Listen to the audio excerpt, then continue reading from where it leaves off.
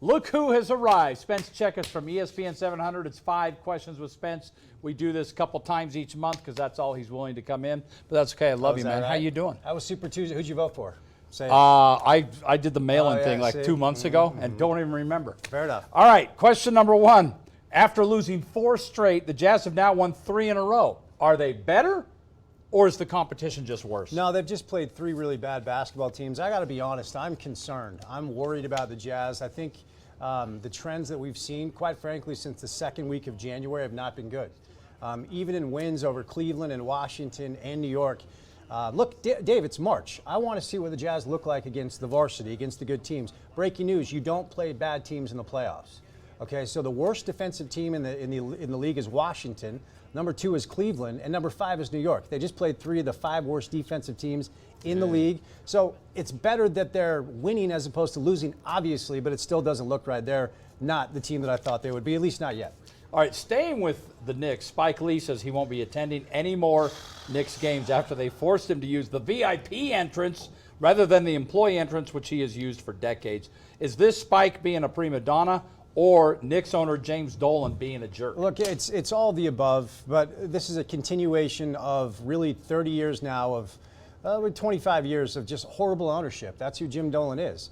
Okay, so I know the entrance that Spike is talking about. He has used it for the better part of 30 years. And You've used it. I've used it. I mean, a lot of people have. Other celebrities have as well. I don't know why. What I don't understand is why the Knicks decided to take this public. Okay, even if Spike gave an interview, if you're the Knicks, you're the New York freaking Knicks. Like, call him and say, hey, Spike, our bad. Sorry if you were upset. Do us a favor. Use the VIP entrance from now on. It's a new policy. You know, but instead they release a press release with a grainy surveillance video and picture of Jim Dolan shaking Spike Lee's hand. It is March, and the Knick basketball story we're talking about is Jim Dolan feuding with Spike Lee. I know. It's so weird, man. State of the Knicks, it's pathetic. Man. It's really dumb. Could be worse. The Jets could have gotten involved in something. All right, like that. all right. All right, question 3. After locking up second place in the West Coast Conference, neither Yoli Childs nor head coach Mark Pope, who was on your show today, by the way, were voted as player or coach of the year. Which is the bigger snub? So I'm going to go with Mark, just because Yoli missed some time, you know, with the suspension and then some injuries. I think both of them have an excellent case of, for winning the award.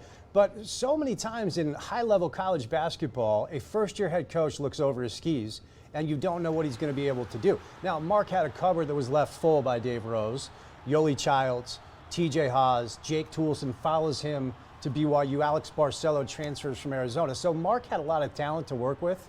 But I understood with Yoli missing time with injury.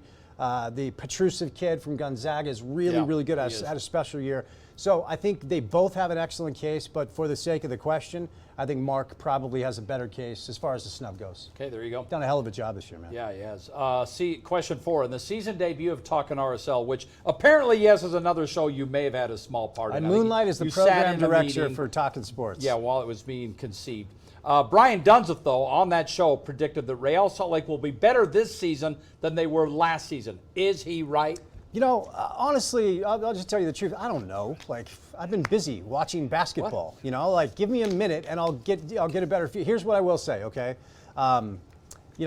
Anytime you ask a group of players and coaches to do something for the first time, it's pretty rare that they do something extraordinary. Okay, so this is the first year Freddie has been the manager, not the interim coach. This is the first year Elliot Fall has been the general manager.